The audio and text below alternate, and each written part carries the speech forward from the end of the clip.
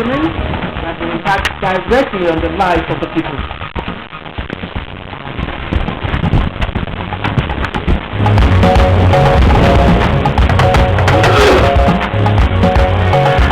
Vice President Yemi Osinbajo calls on global leaders and the international community to pay greater attention to the plight of the poor across the world. We have an opportunity to forge on concrete, action-oriented deliverables and initiatives for mobilizing financial resources and ensuring their effective utilization to achieve sustainable development. A leader of the All Progressives Congress (APC), Bola Ahmed Tinubu, called for support for the Buhari administration to engender genuine national development. Let's build your capacity and ability and government. We promise that we will continue to struggle, build and relationship.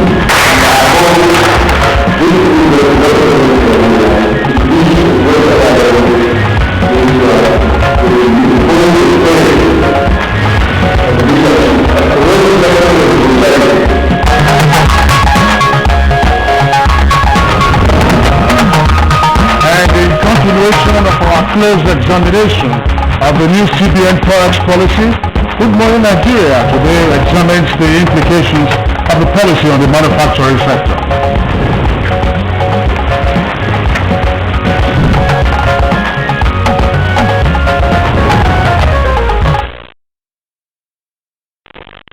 Our conversation on this program yesterday dwelt on the new CBN policy, which restricts importers of some 41 items from accessing foreign exchange from any of the approved financial markets in the country. Now, unpopular as that decision may be among some stakeholders, not one guest on the program yesterday condemned the policy.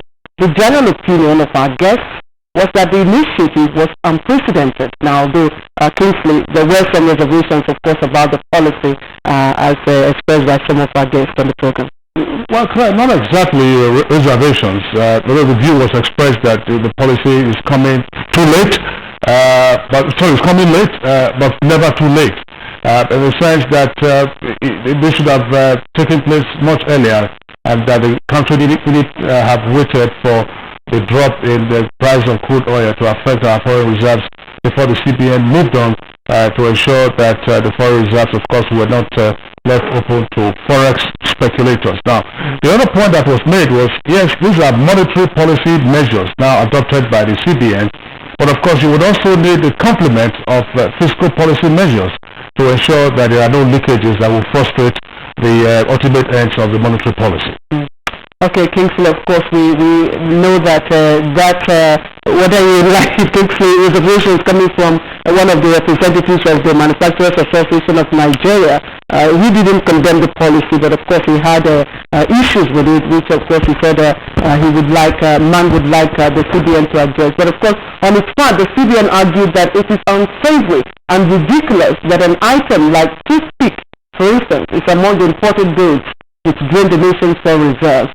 It is also laughable to also find palm kernel, palm oil products, vegetable oil, meat, and processed meat products, vegetables, as well as processed vegetable products, poultry products like chicken, eggs, turkey, Indian incense, steamed fish, and sauce, talking about geisha, sardines, all the list, making the list. Well, the director of financial markets from the central bank, who was our guest, said there is no going back on the decision by the CBN to place 41 items on the restricted list from accessing foreign exchange through the official forex windows. Now, the CBN, of course, means that the CBN will no longer provide foreign exchange to import the items that can be produced locally. And the director did say that the era of bridled importation of unnecessary items which have turned the country into a dumping ground certainly will be over. Indeed, Kingsley. Let's quickly take a look at the country's state statistics as provided by the Nigerian Bureau of Statistics (NBS). In 1990, for instance, it said Nigeria spent a total of $43 million on food importation. Now that rose to $97 million in 1991, and by 1992 it got to about $1.46 billion. Now, by the year 2000, Kingsley, the figure rose to $14.35 billion. And in 2001, we're talking about $24.36 billion. Now, current statistics puts Nigeria's food import bill at $1.3 trillion on the average annually. Well, that's clear. That was the case until the country moved on with the agricultural transformation agenda. I recall that we had on this program the former Minister of Agriculture, who is now the President-elect of the African Development Bank, who indicated that as a result of increased food production in the country, the food import bill had also declined. It used to be 1.3 billion at 1.3 trillion, as you said, but the figure had climbed down to something around 700 billion. Which of course is still a huge figure, considering that we have vast arable land that can be cultivated year round, not just only with rain-fed agriculture, but also by irrigation. So the idea, of course, is to continue to lower Nigeria's expenditure on food imports. And of course, these imports are clearly unnecessary. As you said, why should we import eggs in the first instance? Of course, and the current statistics provided by the NTA also show that our export value continues to drop, while imports continues, of course, to be on the increase. Well, Kingsley, there were also opinions about this new policy. Some manufacturers who actually spoke to us yesterday on phone commended and noted the new policy by the Central Bank of Nigeria. In fact, they described it as a clear, practical step which tends to give impetus to local industries for optimum performance. Well, okay, they also agree that the ban will help in reducing the pressure on Nigeria's foreign reserves, and that, of course, once we have the pressure reduced on our foreign reserves, invariably that will also be healthy for the value of our naira. But the key to all of this policy as well is to ramp up domestic production and create employment. There's no business in an economy seeking to export his own jobs while importing poverty into his own system. So it's a fine thing that the CBN has showed us, as our guest said. But do not forget, yesterday while we were introducing the subject matter, we did say that earlier the Lagos Chamber of Commerce and Industry expressed some reservations about the policy. Now this is in contradistinction to MAN. FCC says, look, there will be great implications for the economy. Outright.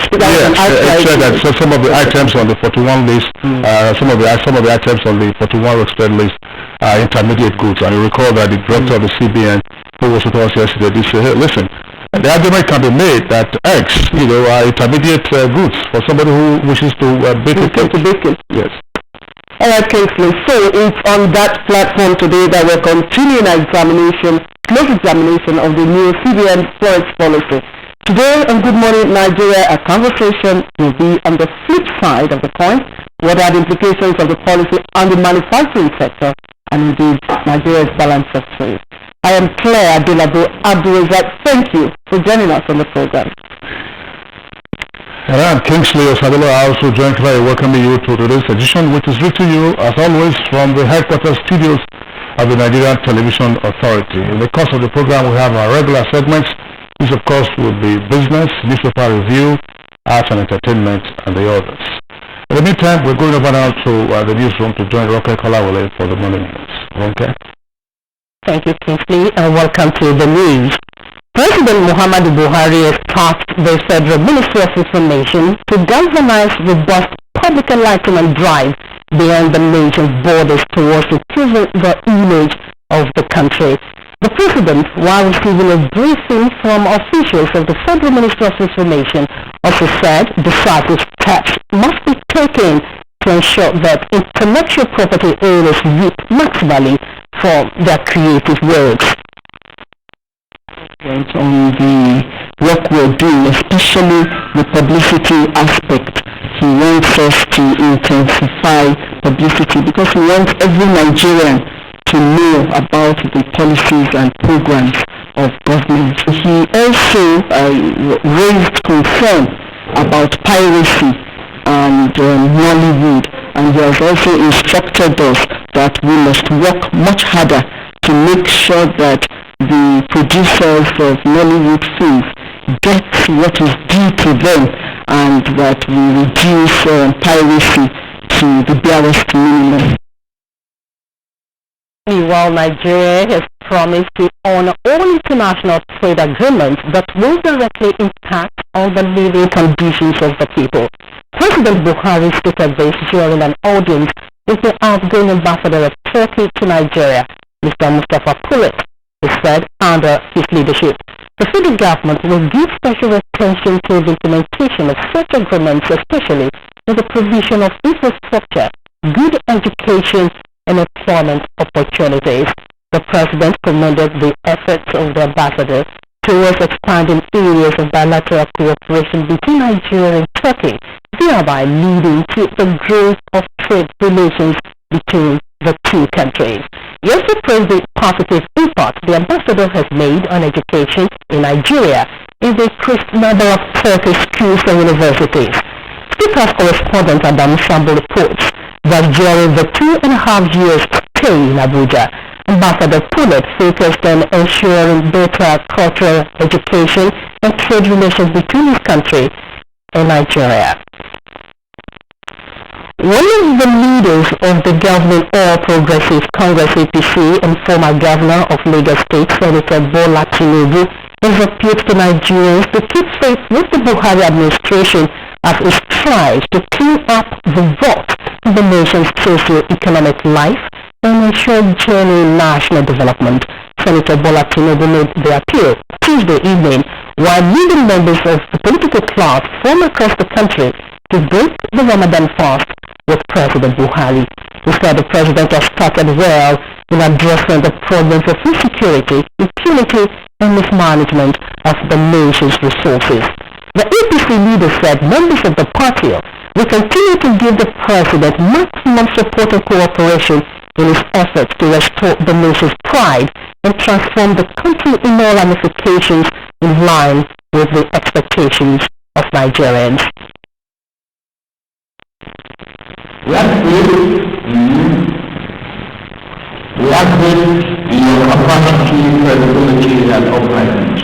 We promise that we will continue to struggle, beautifully, and we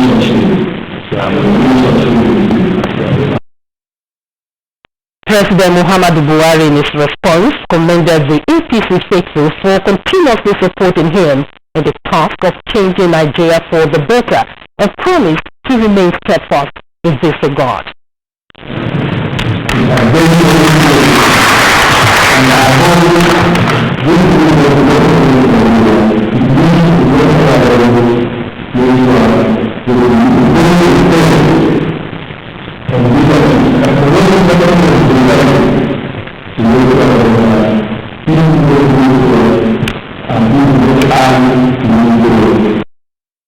Addressing his men, Senator Tinubu described as baseless and unfounded insinuations of strained relations between him and the president. About our leadership is all about. It's about loyalty and commitment to the values that leadership believes in. I believe in what President believes. I respect him, and I stand firmly loyal to his cause. State House correspondent Adamu Sambo reports that apart from the APC leaders and campaign teams across Nigeria, 13 other political parties were also represented at the breaking fast. Meanwhile, the federal government has declared Friday 17th and Monday 20th as public holidays to mark this year's Eid al-Fitr. The announcement is contained in a statement signed by the Permanent Secretary, Ministry of Interior, Abubakar Magaji, on behalf of the federal government.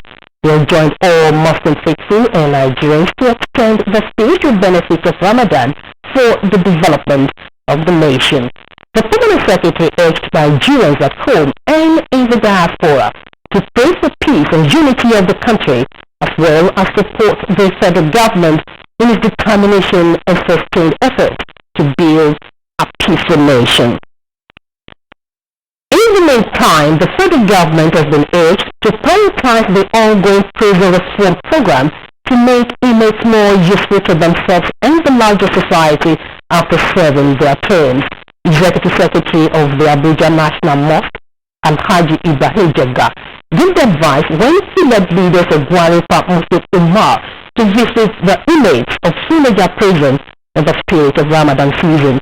Ayodeji Abdulmalik reports that the inmates with lesser degree of crime regained freedom during the visit. We are here, whatever reason they found ourselves here. This is part of our routine philanthropy to prisons and hospitals. I spent 2 months, the new 2 months. What do you do? Fight for garage. The next I will continue doing my works. I will go clear. Hope you won't get yourself in this kind of... No sir. President Muhammadu Buhari has tasked the newly appointed service chief to help his administration to rebuild the reputation of the armed forces and the nation. A statement by the Senior Special Assistant for Media and Publicity, Garba Shehu, says the president, at a closed-door meeting with the new appointees, also called on them to show utmost commitment to their duties. He said they were chosen on merit and that their nominations will be forwarded to the National Assembly for confirmation. President Buhari said it is only after that they will be sworn in. Vice President Yemi Osinbajo has called on global leaders, experts, and the international community to pay attention to the plight of the poor across the world, arguing that the promotion of social inclusion is central to issues of development. Speaking at the ongoing Third United Nations Conference on Financing for Development in Addis Ababa, Ethiopia, the Vice President is also seeking global action on the repatriation of illicit funds. Vice President Osinbajo called for global funding on education. State House correspondent Jide Orifade reports that the Vice President called on the global community to develop and implement a conventional social safety net to address the scourge of poverty, hunger, disease, and misery among the people of the world. Financing sustainable development. We have an opportunity to forge on concrete, action-oriented deliverables and initiatives for mobilizing financial resources and ensuring their effective utilization to achieve sustainable development. Nigeria equally recognizes the critical importance of domestic financial resources for development. We are committed to expanding the fiscal space through enhancing revenue mobilization, improving tax policy and administration, plugging leakages, inefficiency, improving public financial management, and in particular fighting corruption. A federal high court seat in Abuja has granted former governor of Jigawa State, Sule Lamido, and 3 others bail. Correspondent Aliyu Tukur reports that the former governor was granted bail on grounds of self-recognition, while 3 others are to meet certain bail conditions. Whenever they are ready. They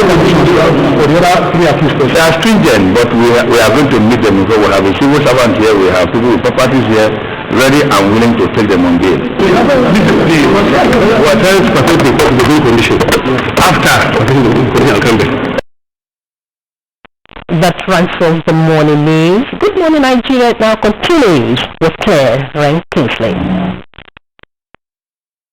Ronke Kolawole for the news package this morning. We're taking a break now. When we return, we introduce the business segment. Save even more with Ariel's Brilliant Stain Removal. Just by buying this bigger, better 90-gram economy sachet, you get more value with Ariel 90 grams by saving a whopping 25 naira. Start saving now. Ariel, Nigeria's best stain removal in one wash. A hectic lifestyle or overeating can cause a burning pain in your chest. That's not. Take Gaviscon. One dose released in 3 minutes to soothe the pain of heartburn. It goes straight to the source to work for hours, providing long-lasting relief. That's why I recommend Gaviscon. I recommend Gaviscon. Gaviscon, fast relief you can actually feel. If symptoms persist after 3 days, consult your doctor. The Dettol and Ministry of Health team is visiting schools to teach children how to protect themselves from diseases. Do you know what germs are? They are tiny, harmful, living things that you pick up from dirty surfaces. These germs can make you ill and prevent you from doing all the things you like to do with friends. That's why you need to fight them by washing your hands regularly with Dettol soap.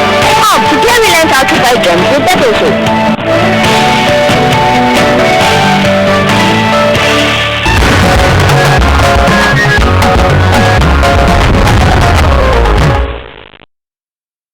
Alright, welcome. If you've just joined us, you're on to Good Morning Nigeria on the network service. It's time for business news now.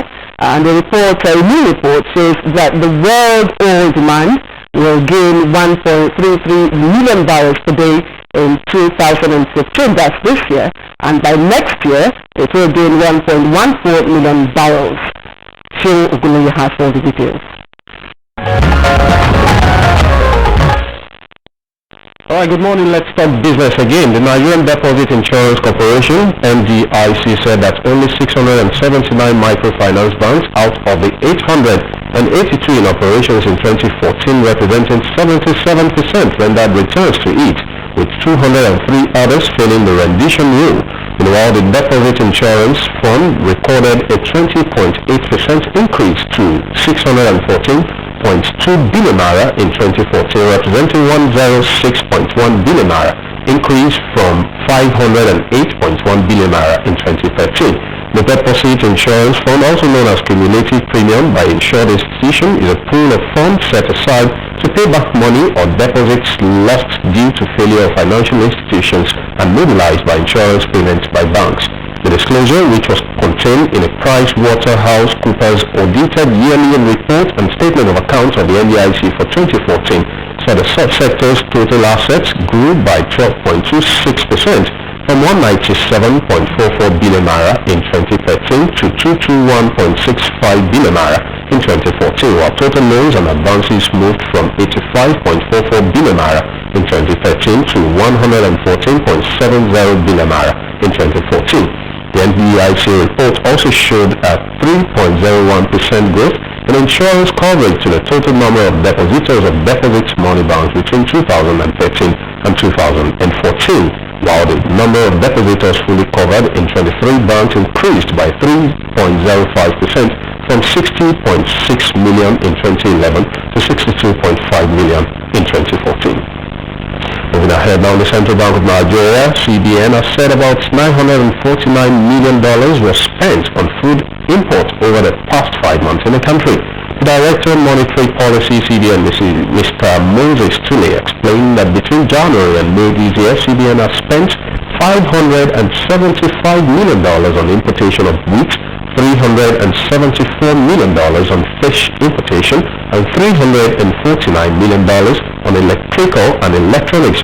He said the inclusion of some imported goods and services on the list of items not valid for foreign exchange in the Nigerian foreign exchange market is aimed to boost local production in the nation. He noted that move to ban some of those items would create job opportunities for the nation still in need, stating that Nigeria must stop creating jobs for its counterparts when issues of unemployment in the country is yet to be addressed.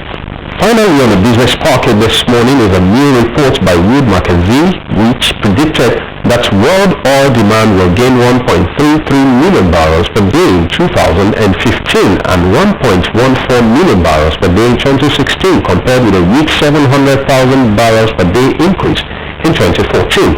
In its monthly updates, Wood Mackenzie said in the report that the projected gains in oil demand in 2015 and 2016 would stabilize the imbalance between supply and demand that has weighed on prices since second half of 2014. The report forecast that Brent would average $60 per barrel this July, representing a moderate decline from June. It however noted that prices would weaken because of the unexpected announcement of an Iran sanction agreement in early July and a moderate implied stock build this quarter. The report said the group vote on Sunday, 5th July against further austerity triggered the July 6th drop in oil prices. According to the report, the forecast is dependent, however, on the recovery seen in oil demand growth so far in 2015, which is based on Wood Mackenzie's second quarter 2015 forecast for global GDP growth of 2.4% in 2015. And that's the parking and business news now. The rest of the program continues shortly. Stay tuned. Alright, thank you very much there, Sean, for the business package. Next for us now is a review of the headlines in today's newspapers.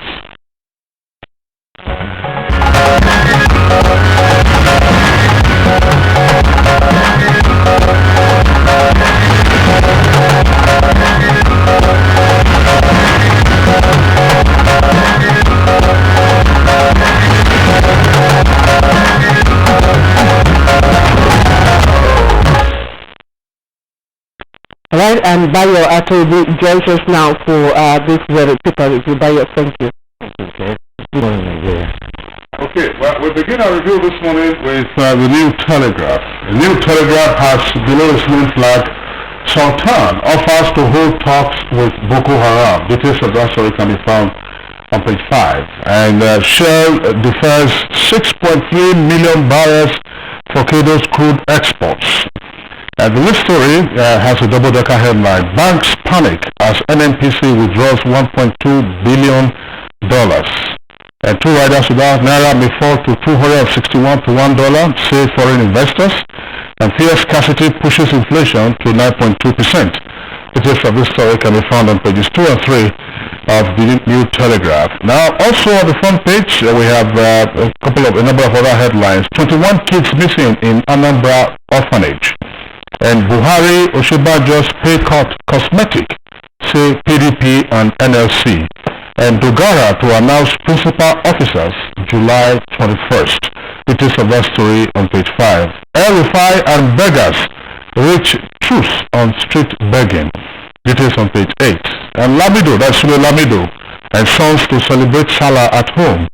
Court grants ex-governor others bail. Details on page 2. Claire. All right, Kingsley, thank you. And I start quickly with The Nation. And The Nation leads with the story, Jonathan kicks as Buhari plans $2.1 billion oil cash probe. Jonathan kicks as Buhari plans $2.1 billion oil cash probe. It's a big story. And it has the rider, ex-president seeks protection, just also right there on the left column. And on the right column, you will find another story. ICPC grills Erubede for alleged 605 million naira fraud. ICPC grills Erubede for alleged 605 million naira fraud. And the picture story, two of them. The first, just below the lead story, court grants Lamido and Sons bail. You can see page 5 for the details of that story. And moving up to the picture story right on top there, below the masthead, you find President Buhari welcoming former Rivers State Governor Rotimi Amechi and Asiwaju Bola Ahmed Tinubu at the presidential villa in Abuja yesterday. Now, Tinubu, no risk with Buhari, is on the left column there, and treading above the masthead, federal government jams illegal radio Biafra's frequency. Federal government jams illegal radio Biafra's frequency. And police summon 2 fake Ondo lawmakers to Abuja. It's on page 8. And U.S. renews commitment to wiping out Boko Haram. It's on page 4. And heavy rains render over 1,000 homeless in Niger State. Now, CJN ministers judges to earn more than president. And you can read all about this on page 2. Alright, the front page that we'll consider next, it will be the Daily Sun. Daily Sun has a kicker, and it says, new service chiefs, sack fever.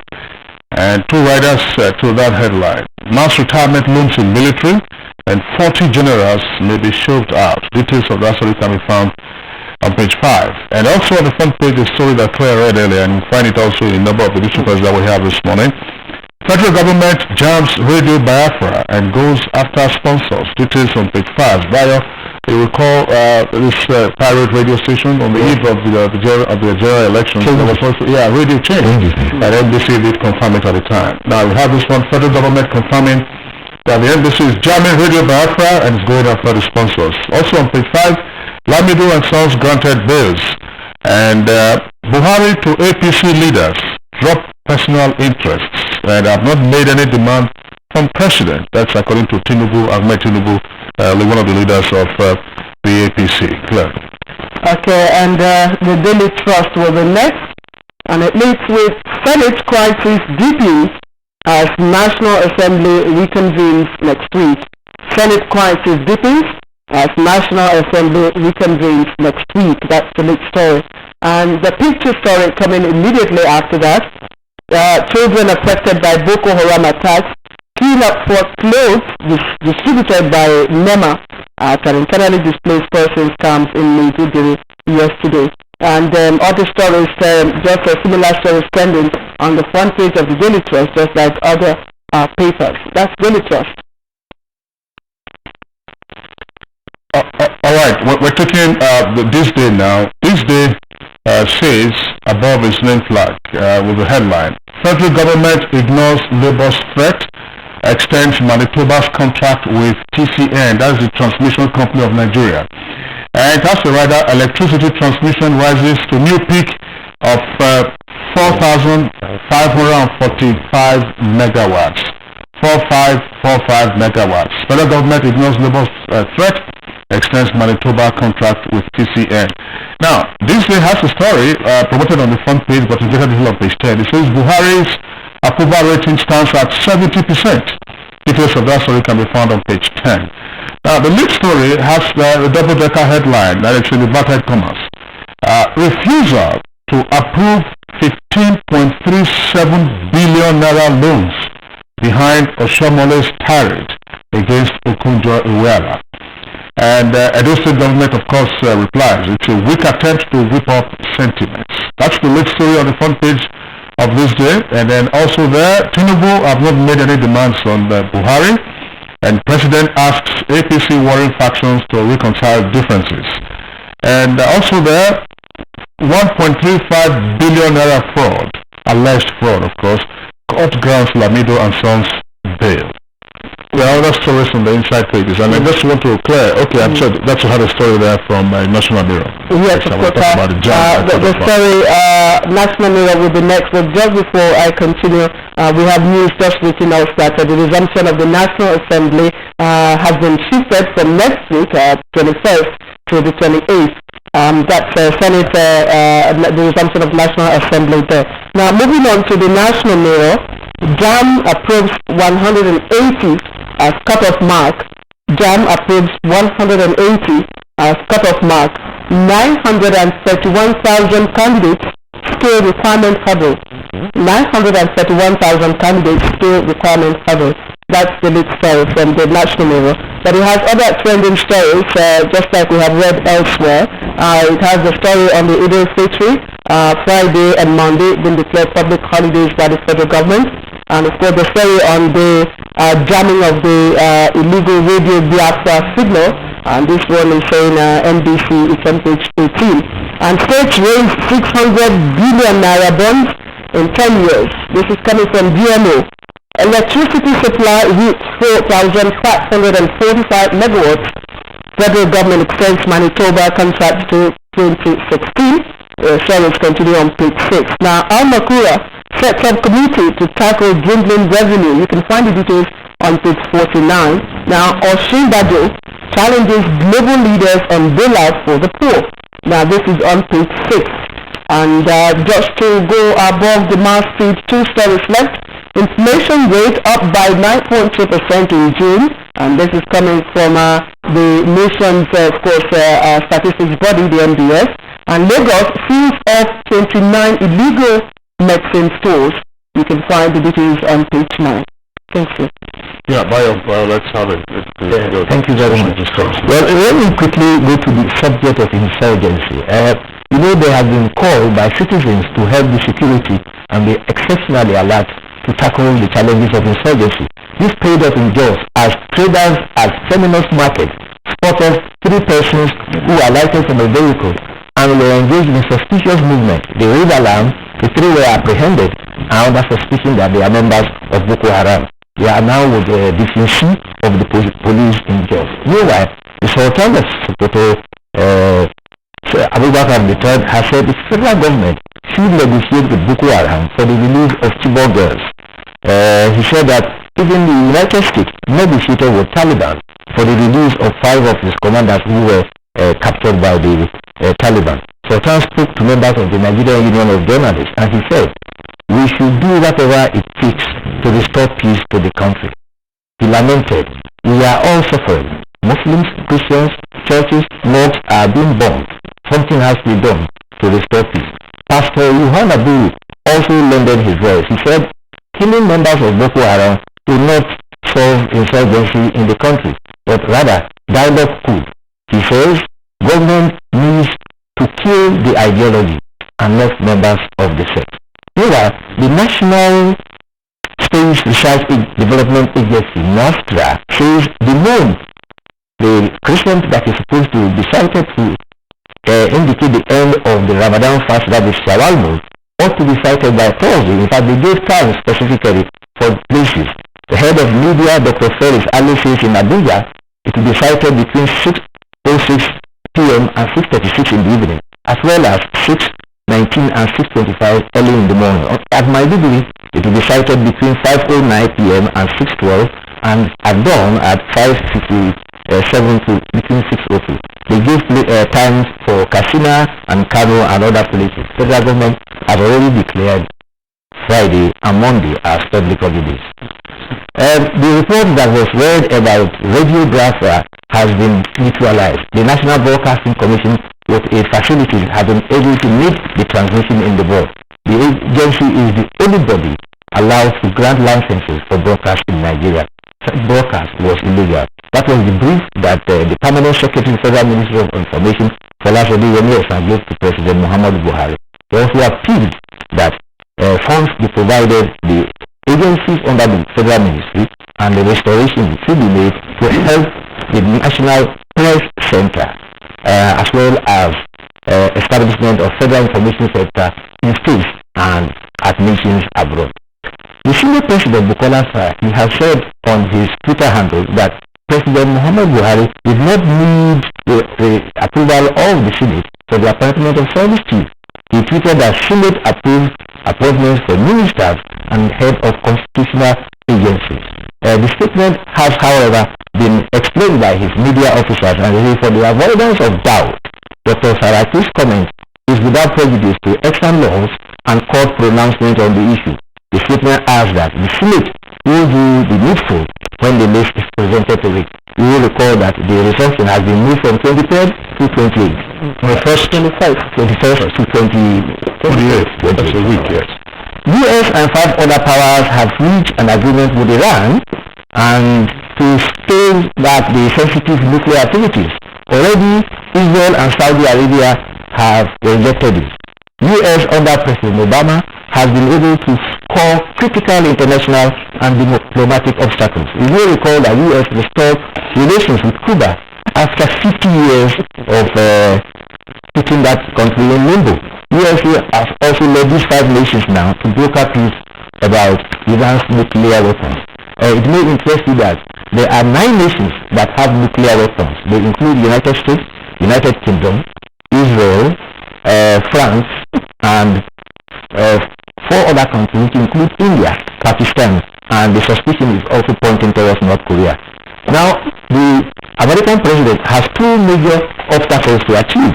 That of the unification of North and South Korea, as well as brokering peace between Palestine and Israel.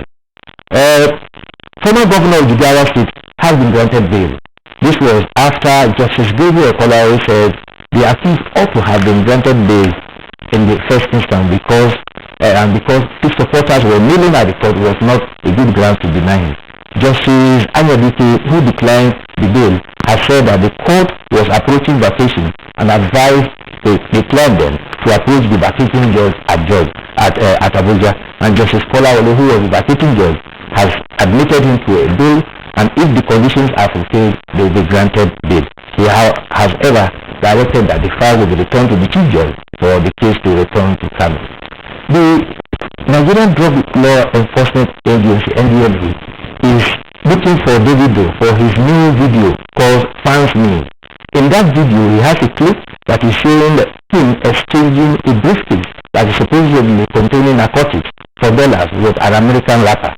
NDLE says that video is in bad taste and is promoting affluence deriving from narcotics. The video says he's unfazed, but the NDLE says they are investigating and they are wondering how that video ever got approved. Claire, this would interest you. Is it believable that the chemistry raise of a man, a Russian man, is Caucasian, he is white, he was given a liver transplant from an African-American donor, and the transmission cost him around 325,000 pounds. The man, Simon Gelder, got the liver and is doing well. However, his friends have noticed that his complexion is changing. He's getting darker. And they asked whether he has been tanned. Then his friend said, no, I know my friend. He has always been pink. He has always been pink. But gradually, he is turning black. And guess what he says? He said, I couldn't bother less. All I know is that I am healthy, I am fit and fidel. I don't care what my complexion is. So I want to propose that perhaps when next a black man has a liver problem, he get the Caucasian liver for him and see what the outcome will be. And Bayo, this is interesting. During the apartheid years, there was a person of white color, whose complexion started to change. They became what they call a color. That's what Nigerians call half caste. And of course, it was being rejected by her white community.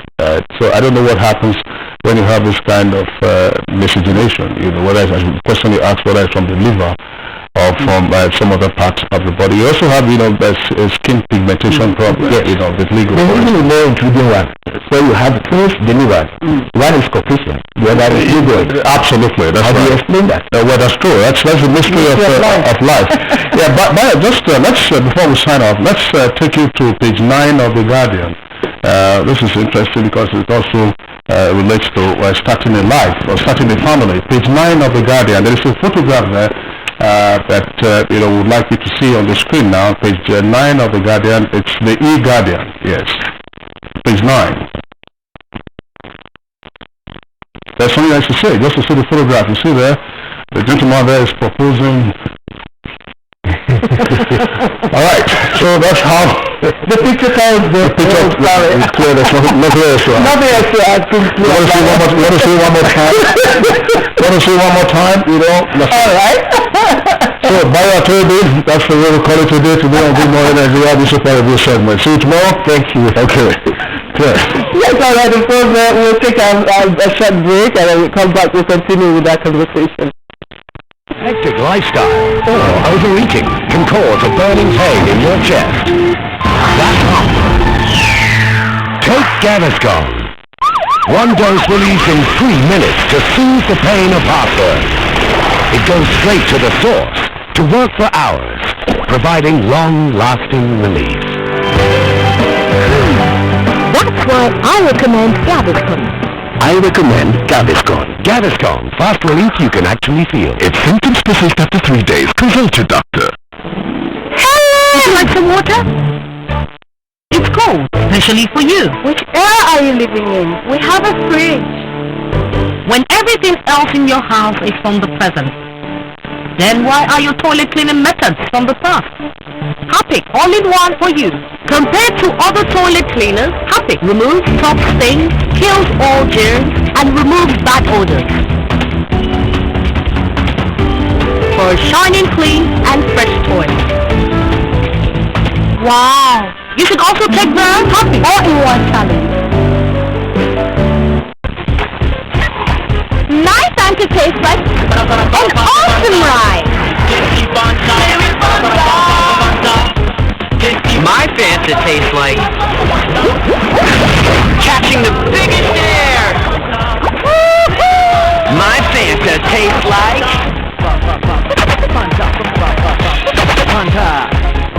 Fantastic! So what does Fanta taste like to you? order today.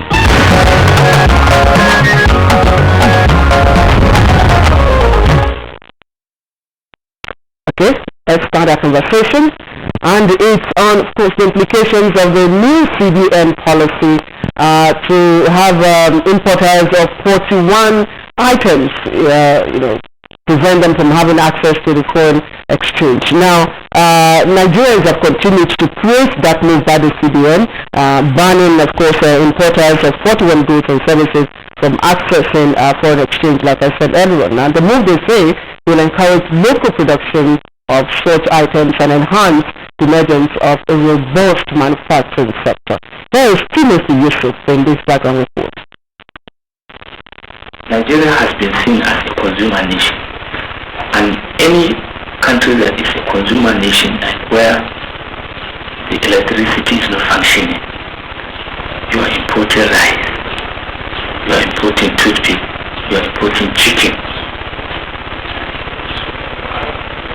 you are importing flowers. Then in this regard, what do you leave for the citizens of the country? Abdullahi Jallo, a member of the board of directors of the Nigerian Railway Corporation, declined Nigeria's excessive indulgence in importation of goods. It is for this reason that the CBN banned importers of 41 goods and services from accessing foreign exchange. The measure, the CBN says, is geared towards boosting the manufacturing sector, creating jobs for the unemployed, as well as help to conserve the nation's foreign reserves. A cross-section of the people believes that the country has local competencies to produce and even for export some of the goods on the list. It is shameful that we have to import toothpaste. I am saying that it is shameful for us to import fish in sauce, canned fish in sauce into the country and sardines. We import finished fabrics, leatherworks, which I know that in Aba, we can produce enough of the fabrics, the wares, both body and footwear, that will fit the Nigerian market.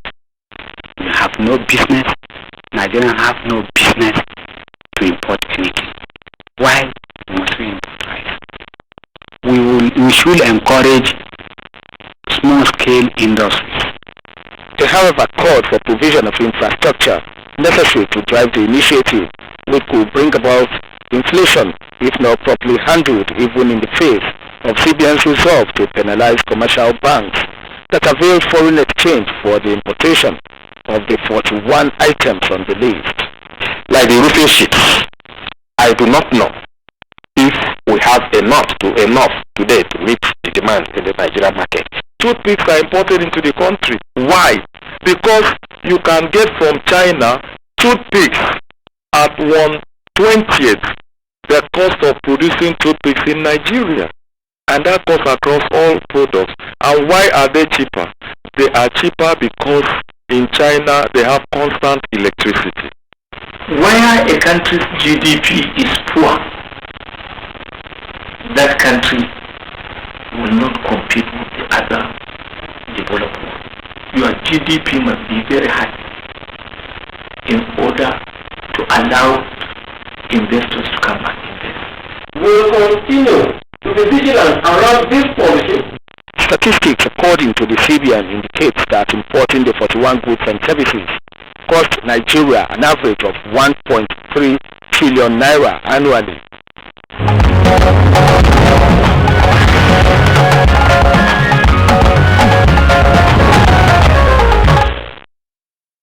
All right, Timothy Yusuf, we'd like to thank you for that background up. Again, of course, Claire, you recall that yesterday we had three guests on the program, the Director of Financial Markets from the CBN. We also had from our Lagos Network Center, the representative of the Manufacturers Association of Nigeria, as well as the former Director General of the Nigerian Economic Summit Group.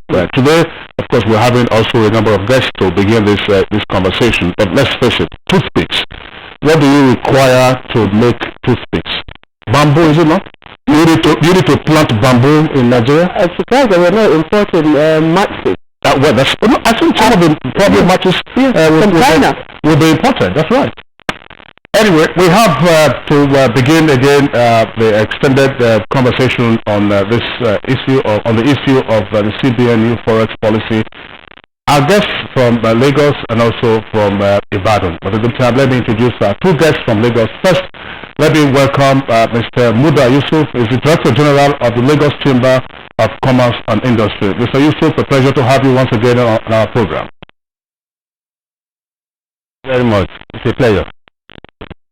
To have seated with him there in the Lagos studio, Dr. Boniface Chizia is a very well-known writer on economic matters, but basically a management consultant. Dr. Boniface Chizia, welcome to the program. very much. Very much.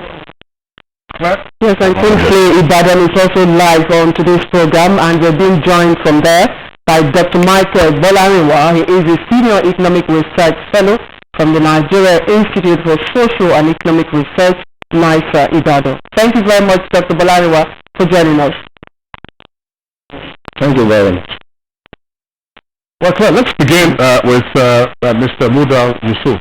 Mr. Yusuf, I almost have the temptation of calling you Muda Lawa. You remember the very well-known soccer player, but of course you are Mr. Muda Yusuf, and then you are in the business sector.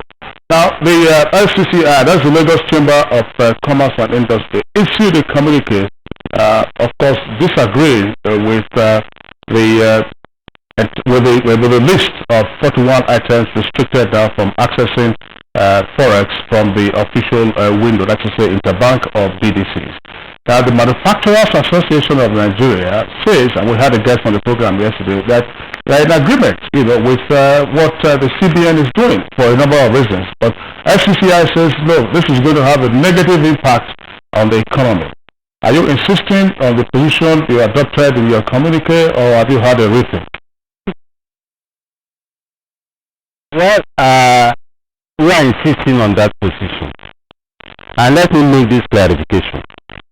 We are not in disagreement with the totality of the items on the list.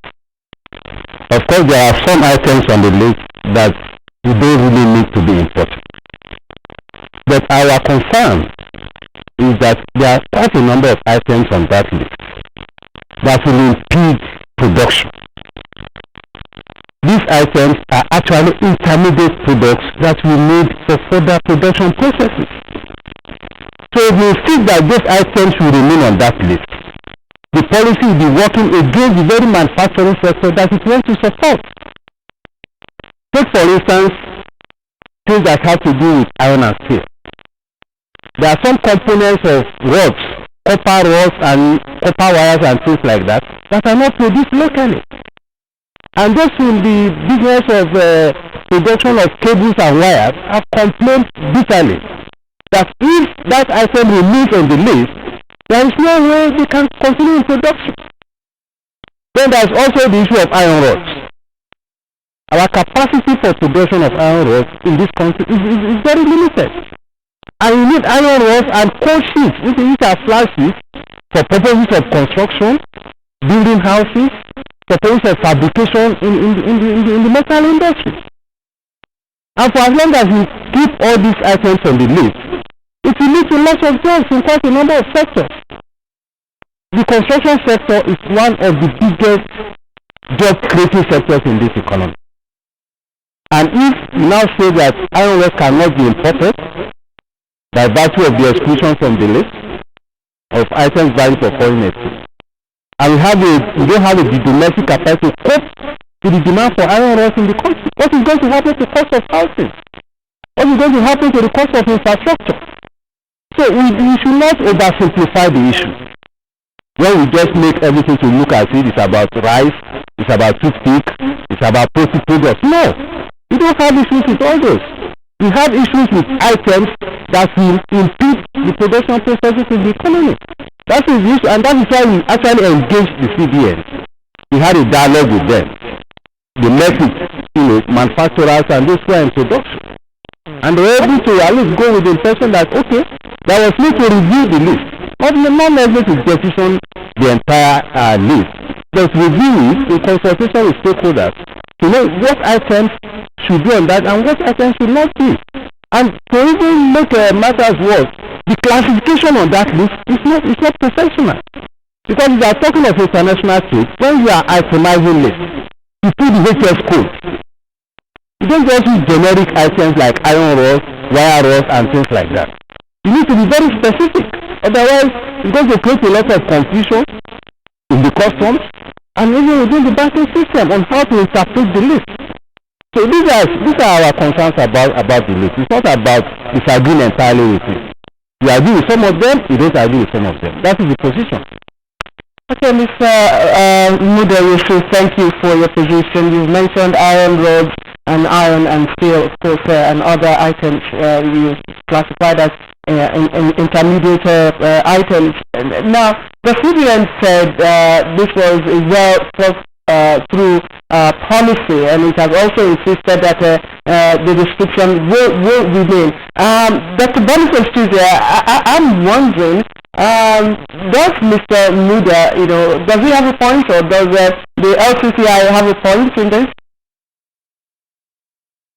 I think I'll say that they have businesses that are related to them, and I would say that maybe they listen to business affiliates. But I think that if you listen to the comments you made initially, manufacturing association are in support of this program, and Lagos Chamber of Commerce and Industry are brilliant, in terms of their support. So I'm not really surprised.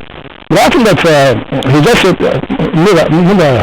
Yusuf just said to us that they engaged the central bank, and then they looked at the issue, and then they said that it needs to be revisited. Well, we want to say that we say that this sort of engagement should not predate this policy. I think that's very important. But having said that, I think that we have very clear about this. In this country, we are challenged. This country is vulnerable. We are dependent on oil for about 70-80% of our foreign exchange income. And then within the past 1 year, this price of oil has dropped by 50-60%. And then the reserves, as of today, we're just told that it's now $31.9 billion. And people out there are watching. They only do business with you. They are looking at this and saying, look, it's going to be a very steady business with you as long as this foreign exchange continues to drop. And of course, there's no other way you can end this foreign exchange, except there's a rebound in the oil price. And nobody, that rebound is not likely to come in the near future.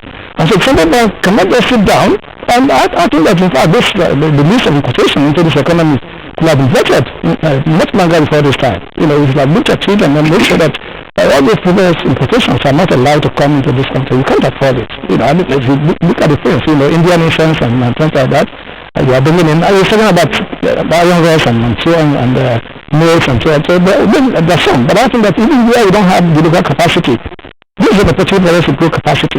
What have been having in this country in the past is that we've been exporting jobs. That's what it is. And people have been living on borrowed times. We haven't living through, we have to be fidelity to our particular circumstances in this country. You go to parties, you have people coming with race fairs, you go to parties that are bringing champagne everywhere, and this is a poor country. We have to address inequality in this country. That's right. Well, Dr. Boniface Chizia, thank you there for your opening statements. We're going over now to the Badon Network Center, where we allow introduce Dr. Michael Bolaruwa. This is Senior Research Fellow at NISA, that's the Institute for Social and Economic Research. Let's dwell, for instance, first on the items that have been restricted. Mr. Muda Yusuf indicated that, fair enough, the LCCI is not opposed to the totality of the list, but he also makes the point that we shouldn't seek to trivialize it by restricting the items merely to toothpicks, eggs, and so on and so forth. And then he cited the example of the construction industry, how it is a boom, to economic recovery, employment, and so on and so forth. And I would like to also raise this point so you can take it along.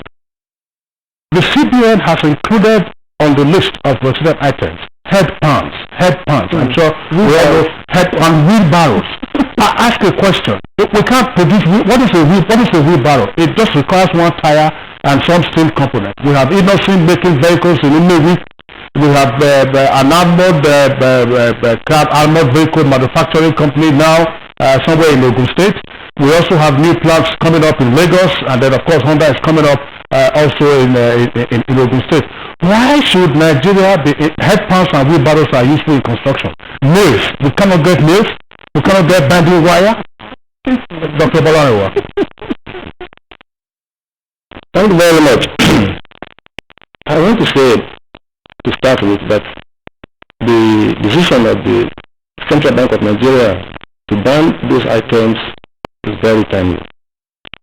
Very timely because if we are talking about developing our industrial base for sustainable development, then we have no option than to take this action.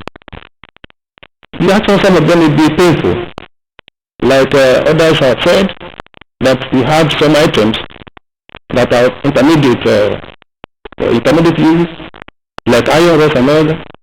But let me say that banning them may be a problem on the short run, but on the long run, the country is going to enjoy it. The development path that we have chosen cannot be achieved without some of these items being banned, and without having some of these the pains that will come along with it. The pains will be for a short time, like I said, but in the long run, we are going to enjoy it.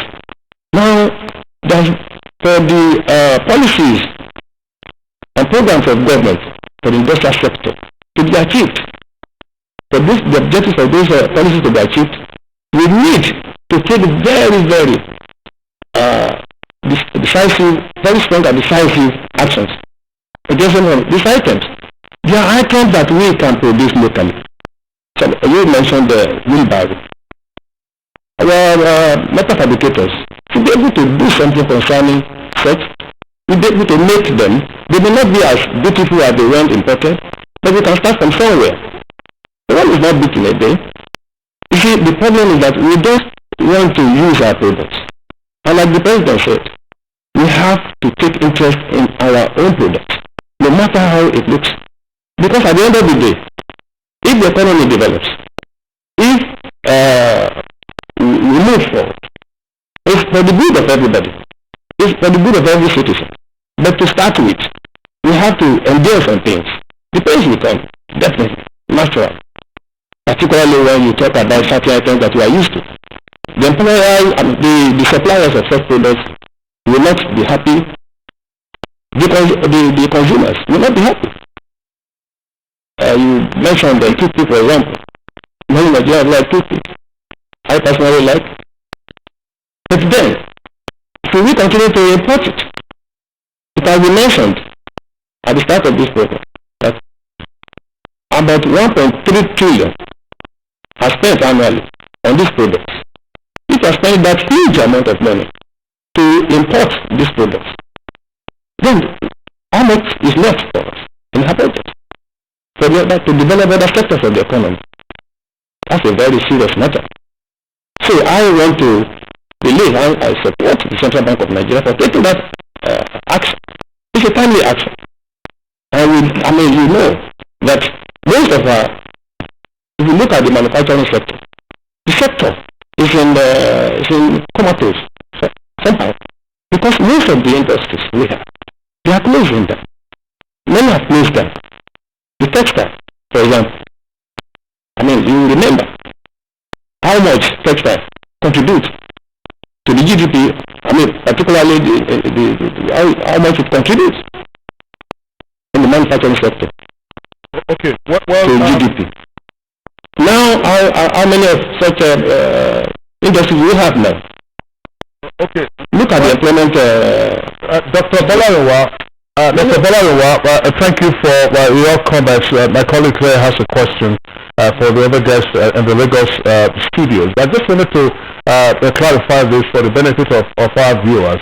And yesterday, Claire, you remember the Director of Financial Markets indicated quite clearly in the course of our discussing the topic. The CBN has not banned these items. Now that would be a fiscal policy measure. What the CBN has done is to restrict importers of those items from accessing foreign exchange from either the interbank market or from the bureau de change.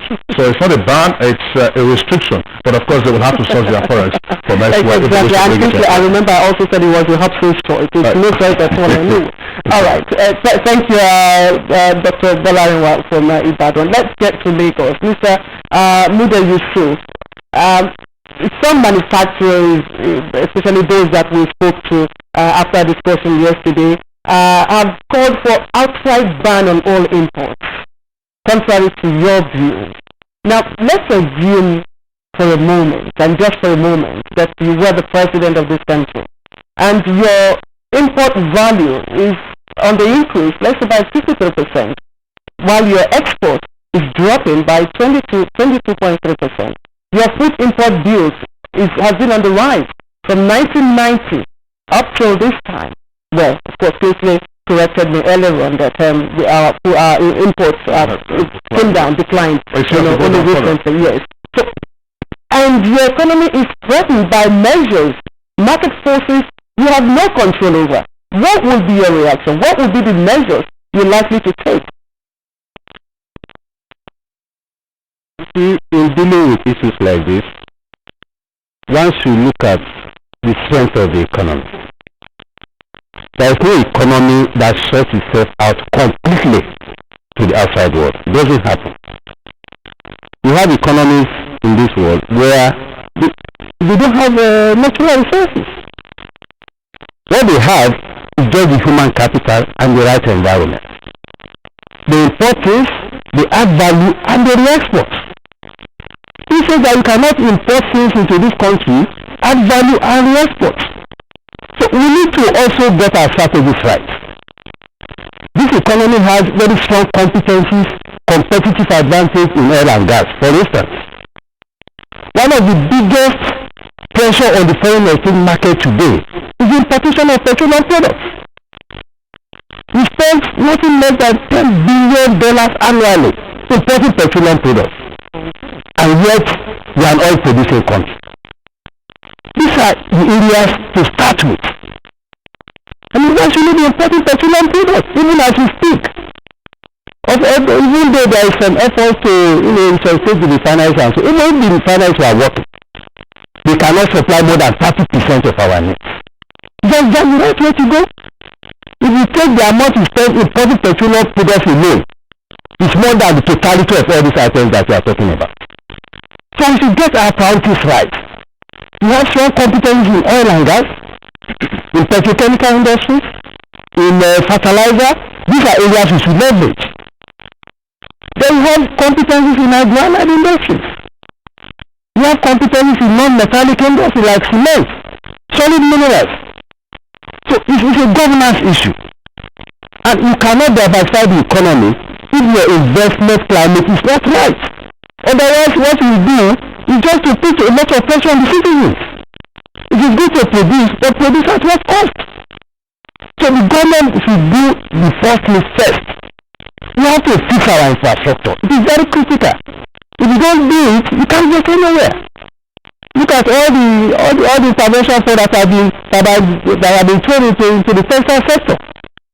Have we revived the textile sector? Haven't we had bans on textile products for several years? Have you revived the sector? So we should be looking at fundamentals. You can't be fighting symptoms. What we are fighting are symptoms of a deep-seated problem. We should be fighting the fundamental, which is the challenge of productivity, the challenge of efficiency, the challenge of the quality of institutions. These are the issues we should be dealing with. That is my view. Well, Mr. Muda Yusuf, thank you again for your comments, and of course, seated beside you there, Dr. Boniface Chizia, my question goes to you.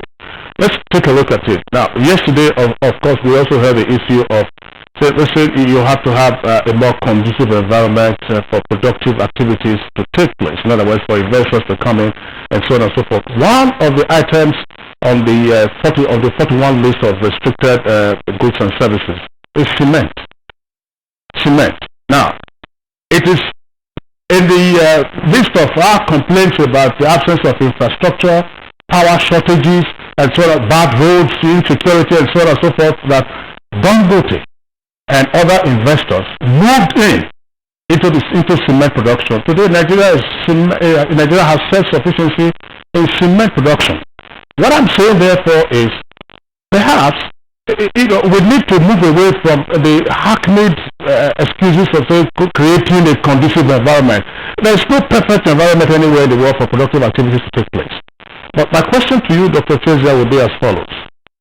There is also the view that for the monetary policy of the CBN to work with regard to the new forex policy regime, we need some appropriate fiscal measures. What, in your opinion, would be those fiscal measures? Taxation, for instance? Well, I take your point. I mean, it's commanded that you need the fiscal and monetary policies, to new harmony, to make sure that they go together. Obviously, as you value observed, you take taxation. Most economies have not properly. The current expenses within the economy is gotten from taxation. But that hasn't been the case in this country. You have a situation whereby probably in the budget, 2015 budget, which we are not trying to implement, which I'm sure is not being implemented, with all the circumstances we have in terms of transitions and so on and so forth. We have a situation whereby we have borrowed money for consumption. And it's clearly coming to that. Okay, so these are challenges, but I think that the issue of diversifying the economy, like what Moda did say, you have to diversify on your roof. We're talking about the environment. The environment, you can't have it. You cannot stop everything and say, look, let's have the environment and then before you can do other things. It's not going to happen. We have a crisis. We have to focus on that crisis. The crisis we have is that we have a situation whereby the central bank is battling with the fundamentals of this economy. We are battling with the fact that we have a foreign exchange reserve. It's dwindling before our very eyes. And it enhances the risk factor of doing business with this economy. And so we're not just sit down there and see the thing disappear before our very eyes. And that really observed. The fiscal authorities will have to come. It's not something that central bank can do alone. When you talk about economy, you have the macro, you have the physical, And as Moda did say, there are some issues. I listened to the president yesterday. They were saying that, that the issue of a subsidy is something that he thinks we want to be very careful about touching, because he thinks that it would improve the people, increase hardship within the. But the point is that the subsidy you have, who gets it? I'm not the issue. Who gets that subsidy? It doesn't take kerosene, for instance. We are subsidizing kerosene. The say kerosene is 50 naira per liter. Who gets kerosene at 50 naira per liter? Except if you are lucky to get to NNPC motor station, filling station. That's where you can probably find it, and you need to get it there. You have to go through a certain experience. You have to queue before you can get that. So I think that you have to begin to talk about diversifying this economy. I want to talk about diversifying this economy. We go back to SAP. The whole concept of SAP was given by the fact that we wanted to maintain market forces, we wanted to diversify the economy of this country. We all know that we are vulnerable. We are dependent on the export of agricultural, just export crude and petroleum. And like Moda did say, we export it, and even the derivatives, the refined product, we don't even have it here. And this is what has caused all this problem. So it's been there for 1986, when we were talking about let's diversify this economy. And that has been the problem of this country, in the sense that I'm not sure we're not set of ideas. But what is happening is that we have these ideas, and sometimes we don't keep fidelity with implementation. And so these are the challenges that confront this economy. And I think the earlier we begin to address them, the better. All right, Dr. Boniface Chizia, thank you for your comments. Let's get to Ibadan. Dr. Michael Bolarinwa. Dr. Bolarinwa, I'm sure this will not come to you as a surprise or as a shock. Also on the list of restricted items is tomato paste. Tomato paste. That's the import tomato paste. Now, one of the guests that will soon be speaking with us from the Lagos window is a local manufacturer of tomato paste. And on phone yesterday, he shared with us how his turnover has improved tremendously within this period of the restriction. And I'm wondering how much of gains, advantage are we likely to leverage on this new policy? Thank you very much. How can we be talking this century, talking about importation of tomato peel, which Nigeria can do perfectly without importation? We have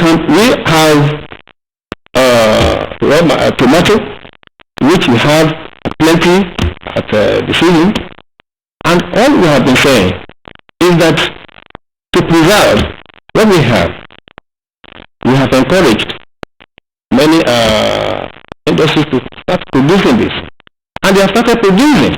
We are not having them like you mentioned. Now, how should we now continue to import the same item that we know we can produce for the economy? Now, when I said that I work on the banning, I was told that not total banning. But I think we should even go the whole hog to do a banning of many of these products. How can we talk about importing or importation of tomato puree? Rather, in fact, I even learned that not only puree that we are importing now, we are even importing pure tomato from the neighboring country. And this is getting a lot of money. It's a big drawdown on our foreign reserve. It's a big drawdown on what we have as a nation. We should try to make use of what we have.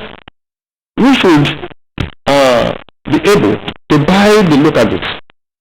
Any product that we can produce, there's no reason why we should continue to import them.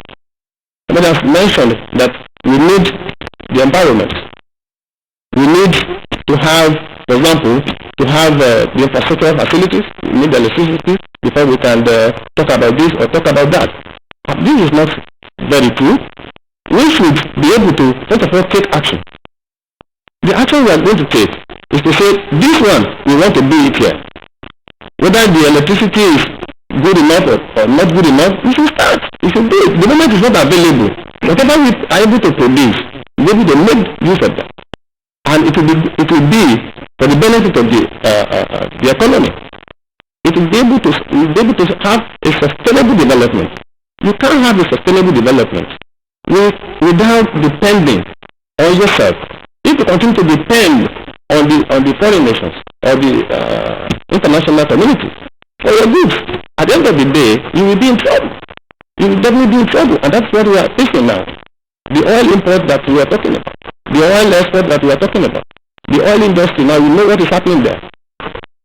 Right? The prices have crumbled. We cannot sell what we are even producing. We don't have buyers. So what are we talking about?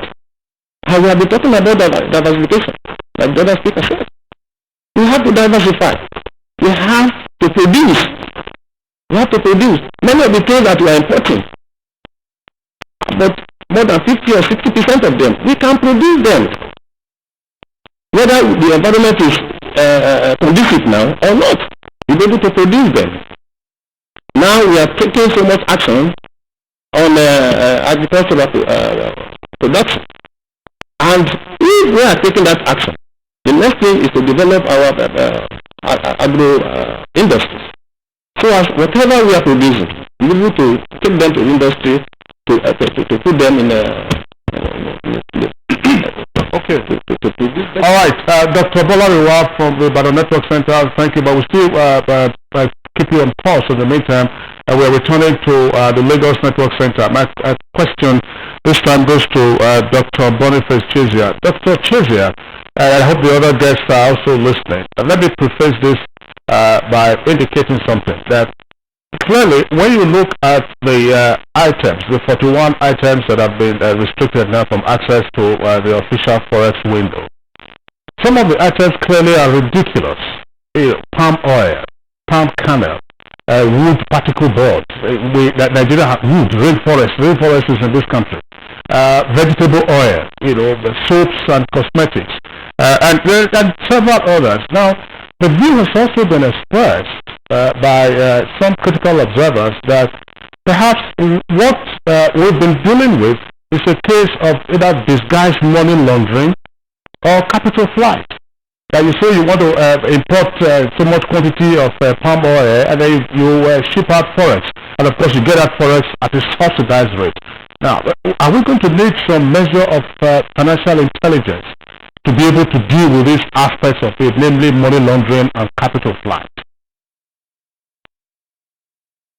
Thank you very much. Well, I think that obviously in this economy there's money laundering. As long as you have people who perpetrate financial crimes, to a large extent, you find that they do this. You find every day in our courts, people are caught carrying cocaine and so on and so forth.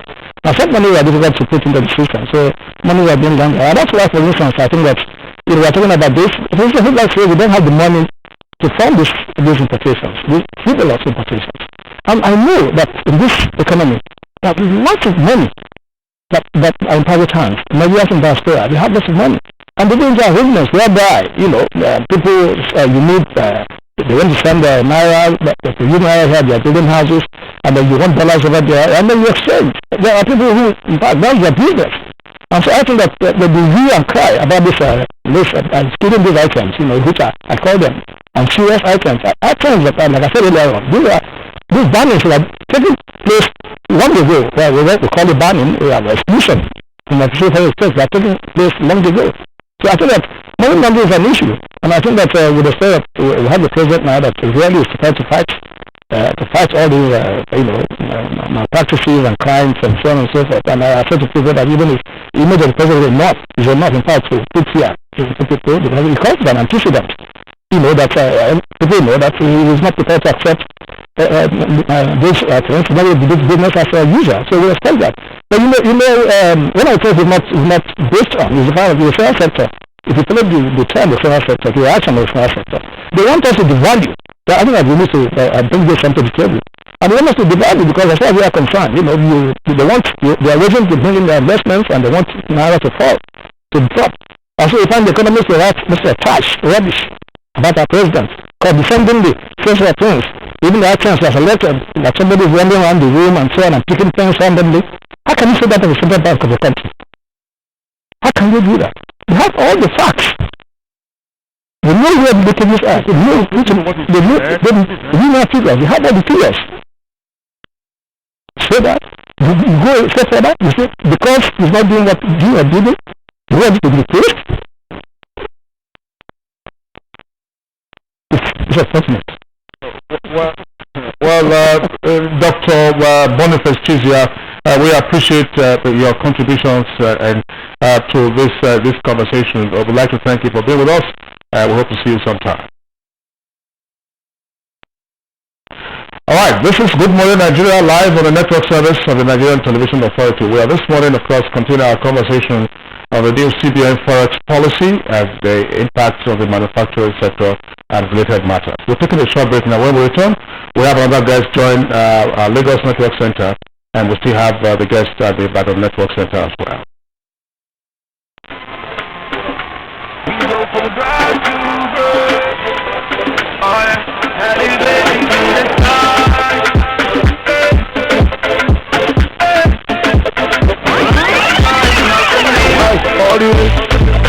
I came from nothing to everything, no.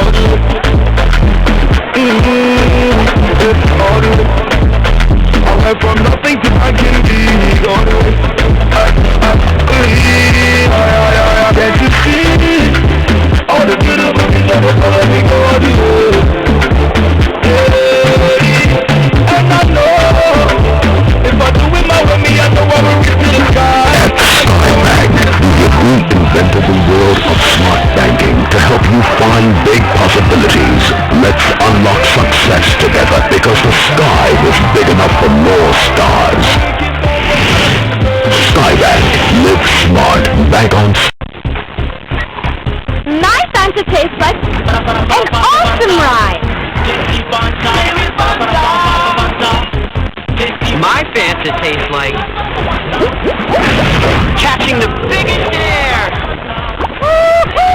My Fanta tastes like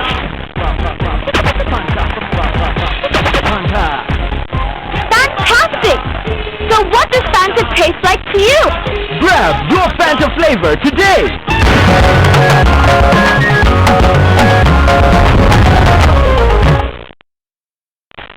Well, thank you for joining us on the program, and our conversation is on the implications of the new CBN policy on imports, of course, on the manufacturing sector. And we'd like to welcome, joining us from, again, the Lagos window, Chief Eric Umofia, and he is President and Chief Executive Officer of Erisco Food Processing Company in Lagos.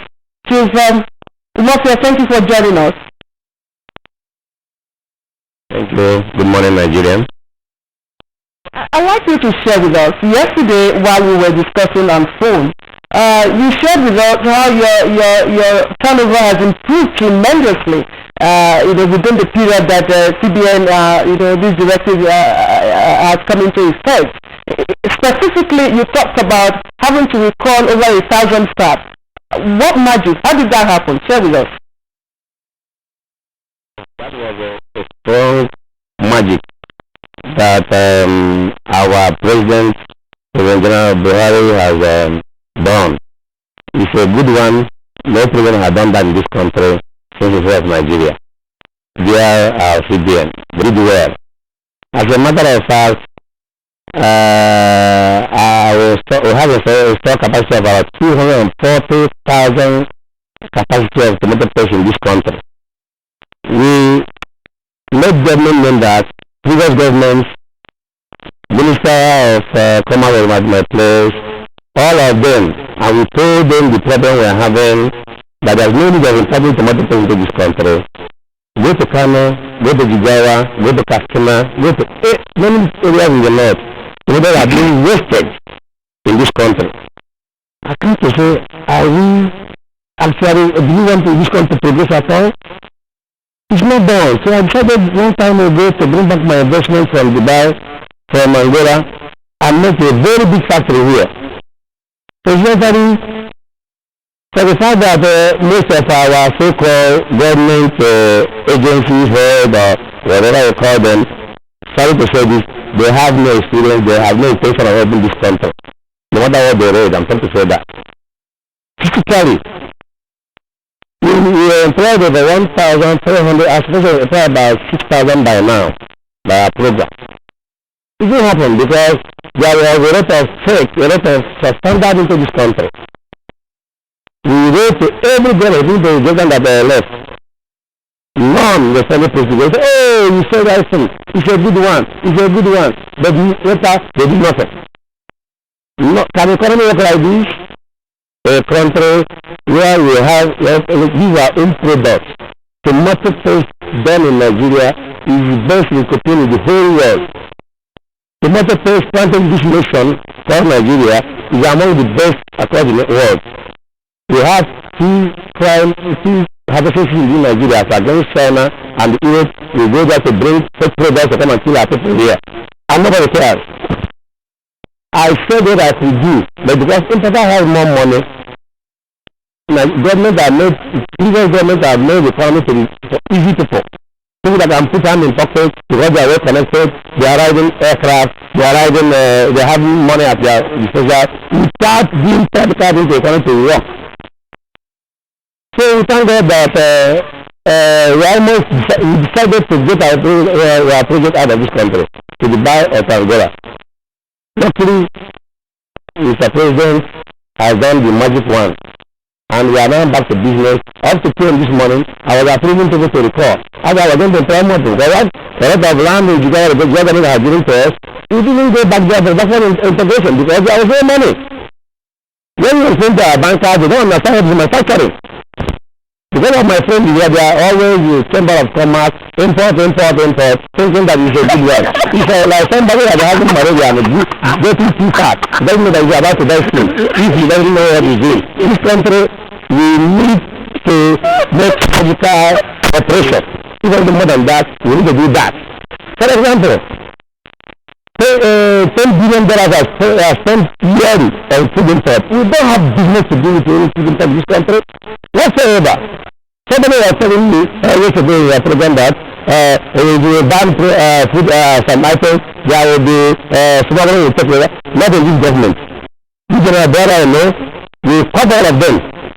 What custom, NAFDAC, standard, vision, song, whatever you call them, try to do in many years in this country, so they are done it in less than 2 months.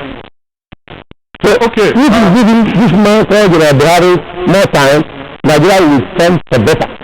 And that's what makes people like me. Well, Chief Umeofia, well, thank you there for your hands-on experience and contribution to this conversation this morning. Incidentally, Mr. Muda Yusuf, Director General of the Lagos Chamber of Commerce and Industry, is still seated beside you there in our Lagos studio. But among the points that you raised, there's one that I would like Mr. Muda Yusuf to respond to. This is one. And by the way, Chief Umeofia, I was just wondering, your title says President and CEO. In corporate governance in Nigeria, I've been thinking, what does president mean? Are you president of Nigeria or president of your company? Well, that's a joke. Now, Mr. Muda Yusuf, one of the issues that we should not underestimate the importance of an enabling environment for an economy. No country, no economy has made the kind of progress that we are trying to make without creating the right kind of environment. It is easier for the multinationals, for the big companies to deal with some of these issues. But the big companies can only create so much jobs. Most of the jobs in most economies are created by the small and medium enterprises. It is much more difficult for them to produce efficiently and productively. So please, I need to stress this point. A major responsibility of government is to create an enabling environment for all businesses, particularly the small and medium enterprises. Because the mortality rate of small businesses in this economy, particularly in manufacturing, the mortality rate is very high. So please, I need to make that point. Now, coming back to the issue of policy consistency, it is very critical. Because for long-term investments, you need to be sure of policy direction. And because of the inconsistency of policy, a lot of manufacturing firms have gone in there. That's why with the manipulation of tariffs, issues of waivers, issues of restrictions, you need to have a long-term horizon for business to be able to plan, for them to be able to have the confidence that, okay, you can take your investment for under 10, 15, 20 years. That is very key. Because this uncertainty in the business environment has given quite a lot of people into short-term investments. Either fixing their money going to financial markets or buying and selling. It does not, add much value to the economy or create the kind of job that we require. So it's a question of engagement and understanding of the consequences of frequently changing policies. Right, Mr. Muda Yusuf there emphasizing on the need for an enabling environment before such policies are enunciated or even put into action. Dr. Bolariwa, you heard Mr. Yusuf has consistently talked about the need for infrastructural turnaround, enabling environment before policies like this are put into action. Yet Mr. Umeofia in Lagos was able to achieve his turnaround in his product area of manufacture.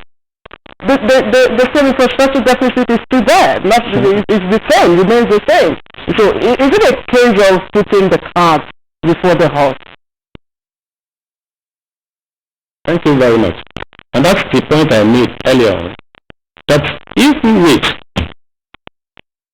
until the structures will be perfectly put in place, we will wait for too long. It is not possible for us to have a perfect environment for business, like infrastructure, for example. Now, like electricity, for example. This will grow. There's no doubt that we don't. There's no doubt we need them. There's no doubt we actually need this infrastructure. But the point one is making is that we cannot wait at the infinity for this to take place before businesses can start growing up. They will all go together. Agree that with the SME, with the small and medium enterprises, you need that. You need infrastructure. You need electricity. You need good roads. You need all this one for them to thrive. But we cannot continue to wait until that is put in place. Like somebody said, that we have to have all the refineries before you can remove subsidy of petroleum products. If we continue to wait, then we will not be able to make progress. It is when we start that some of these things will also be coming there. Take for instance, we are talking about generating employment. And this is very vital and very, very important. How do we generate employment? If the local industries are dying because of rapid importation, it is not going to be possible. Today, look at the manufacturing sector. It's able to generate only about 9% of the employment in the country. It's not supposed to be so. It's supposed to be next to agriculture in terms of employment generation, particularly in Nigeria. But today, it's just about 9%. And now, if you look at the contribution of that sector to GDP, it's about 7%. So the only way to make sure that the employment generation effort of government is achieved is to make sure that we do everything possible to allow the industries in Nigeria to survive. Look at the chief paste industry, tomato paste industry. If the statement has not been made that we should either ban or restrict importation of tomato puree, we will not be talking about recalling about 1,000 workers. I know what that means. You see, we cannot continue to trade and do a lot of things. And our people are suffering. They have no employment. Industry all over the world, the manufacturing sector all over the world, employs so many people. They are usually the largest employer of labor. But in Nigeria, it's not so.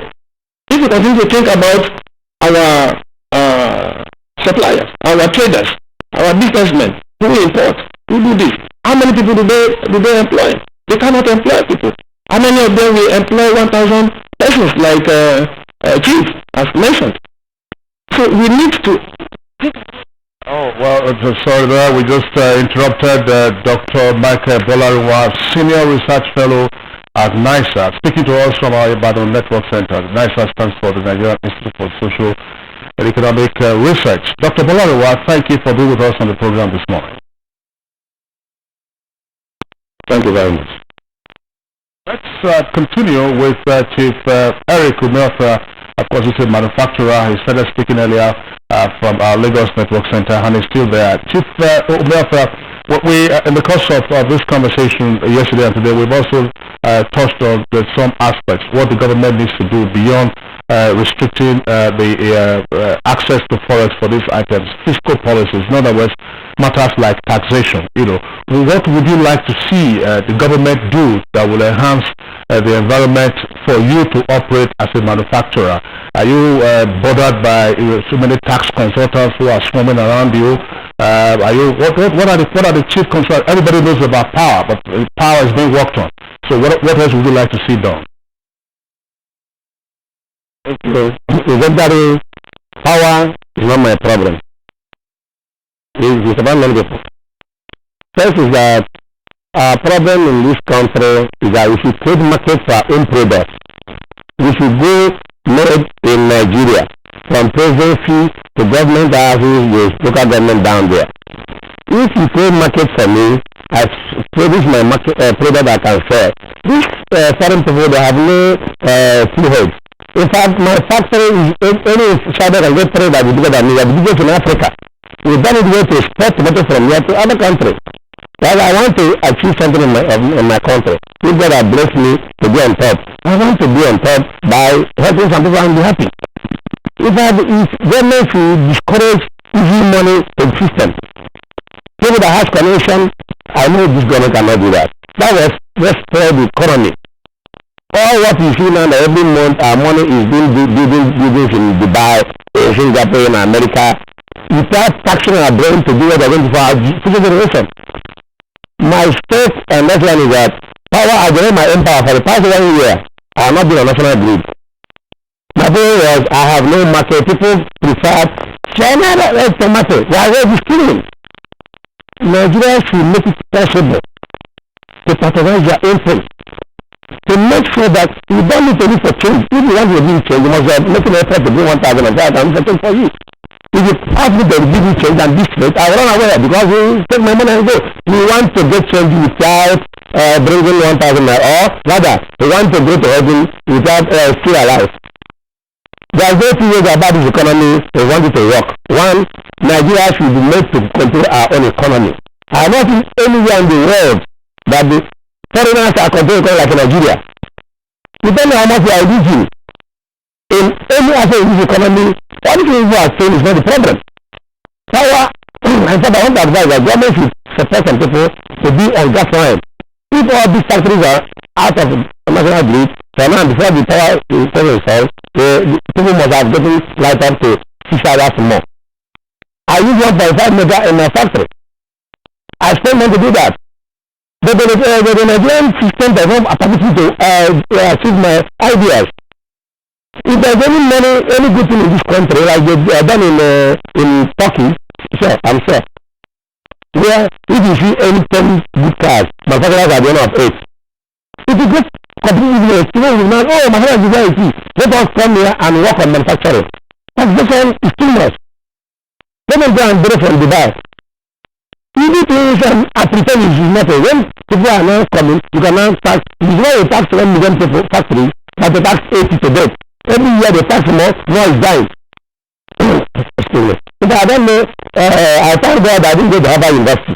Because then when I go there, I come more competition in this country. We need practical economy to keep Nigeria. I don't condemn any a good profession, any scholar also. I have more than 100 in my scholarship bed. But if they go to school, they should practice the school according to our own economic and cost constitution. Since I was born, economy is going to be fine. It's going to be fine. Agriculture is going to be fine. Today is nothing.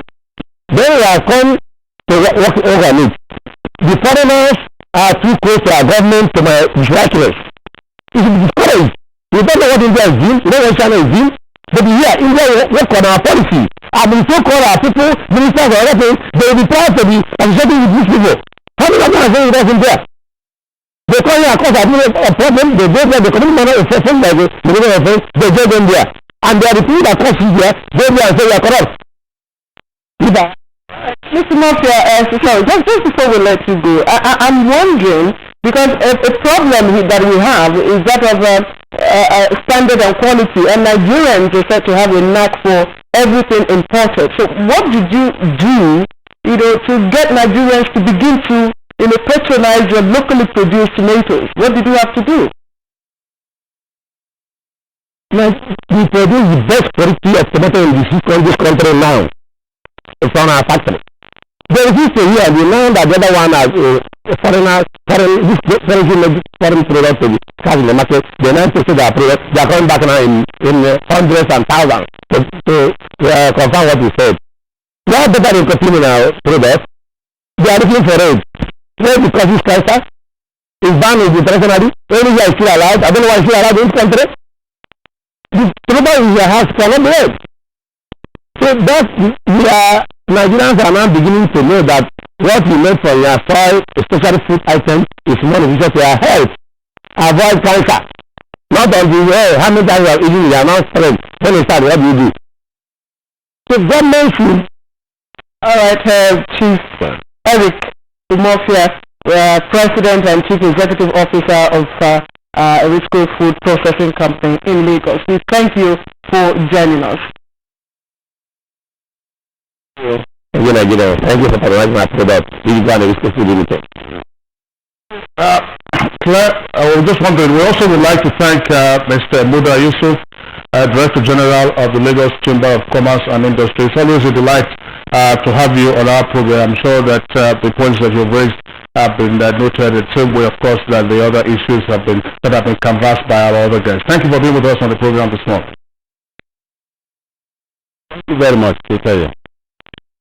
And then, of course, before we move on to our companion segments, we just have a clip to show to you now. This is from page 9 of the Guardian. Now you can see that photograph there. That's the wheelbarrow that one of the wheelbarrows is really imported into Nigeria. And then, of course, the problem also of fuel importation, which causes scarcity from time to time. The wheelbarrow pusher, of course, is queuing there to buy petrol. We have to get out of this ridiculous class. We really have to get out of that ridiculous thing. Yeah, I agree with you. And now let's quickly move on to sports now. Barely a month after losing out of the 2015 FIFA Women's World Cup in Canada, Nigeria's senior women national team, Super Falcons, are facing another test of qualifying for 2016 Olympic Games bid for Rio de Janeiro, Brazil. Ms. Adam Wahab is here with more of that story in our sports package.